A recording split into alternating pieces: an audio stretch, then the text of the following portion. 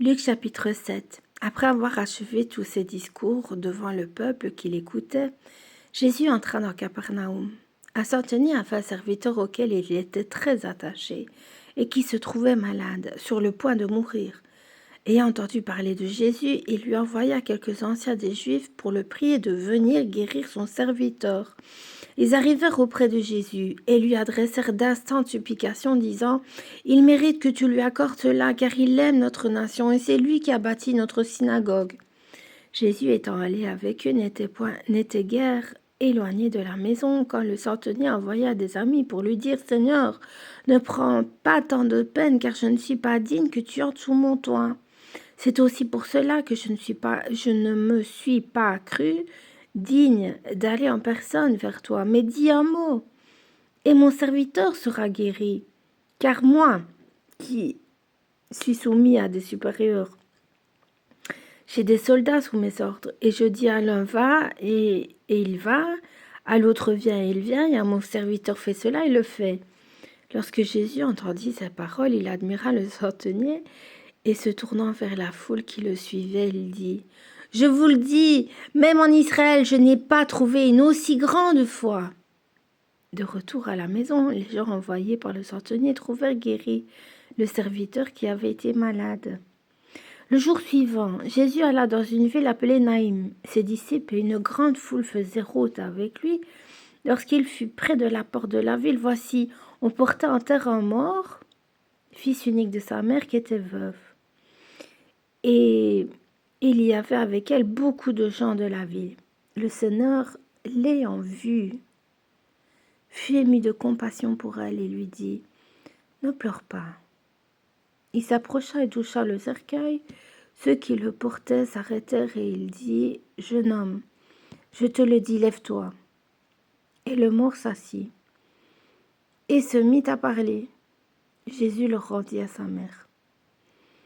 Tous furent saisis de crainte et ils glorifiaient Dieu, disant « Un grand prophète apparut parmi nous, et Dieu a visité son peuple. » Cette parole sur Jésus se répandit dans toute la Judée et dans tout le pays d'alentour. Jean fut informé de toutes ces choses par ses disciples.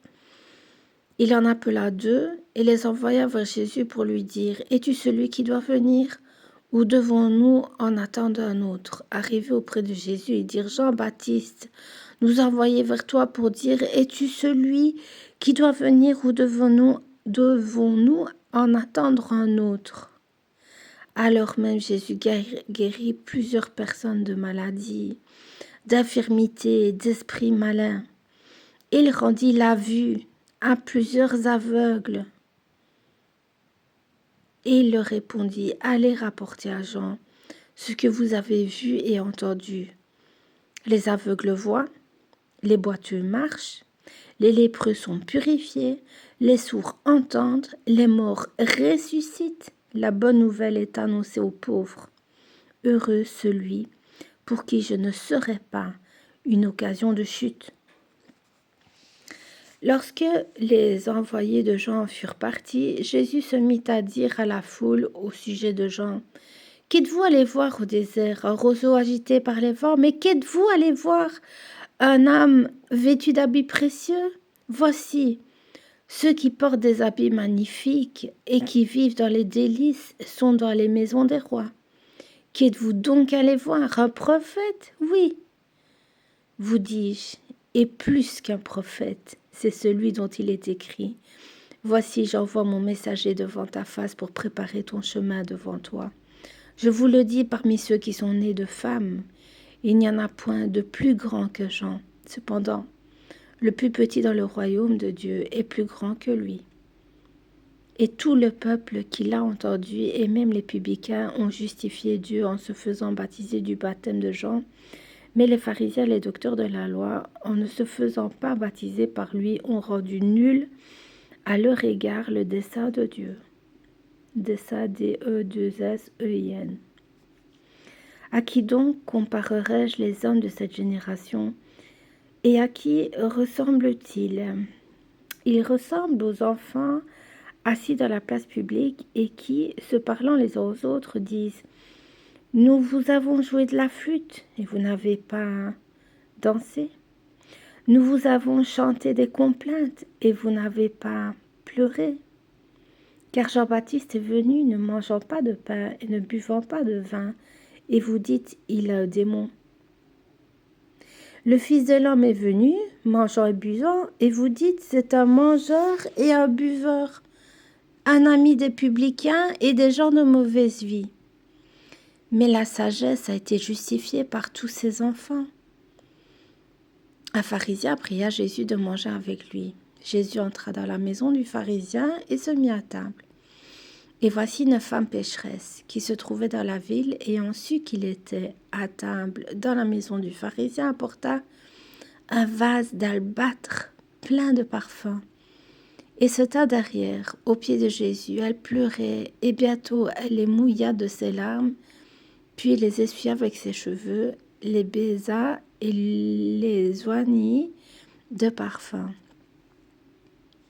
Le pharisien qui l'avait invité, voyant cela, dit en lui-même, si cet homme était prophète, il connaîtrait qui et de quelle espèce est la femme qui le touche.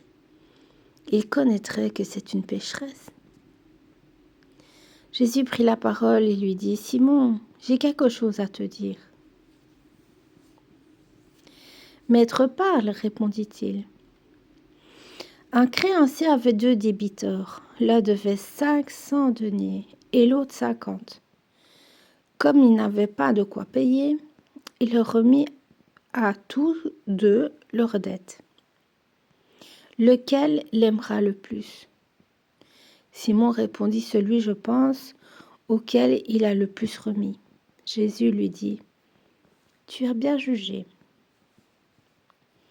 Puis se tournant vers la femme, il dit à Simon, vois-tu cette femme? Je suis entré dans ta maison, et tu ne m'as point donné d'eau pour laver mes pieds, mais elle les a mouillés de ses larmes, elle les a essuyés avec ses cheveux. Tu ne m'as point donné de baiser, mais elle, depuis que je suis entrée, elle n'a point cessé de me baiser les pieds. Tu n'as point versé d'huile sur ma tête, mais elle a versé du parfum sur mes pieds. C'est pourquoi je te le dis, ses nombreux péchés ont été pardonnés, car elle a beaucoup aimé. Mais celui à qui on pardonne peu aime peu. Et il dit à la femme, tes péchés sont pardonnés. Ceux qui étaient à table avec lui se mirent à dire en eux-mêmes, qui est celui-ci qui pardonne même les péchés? Mais Jésus dit à la femme, ta foi t'a sauvée, va en paix.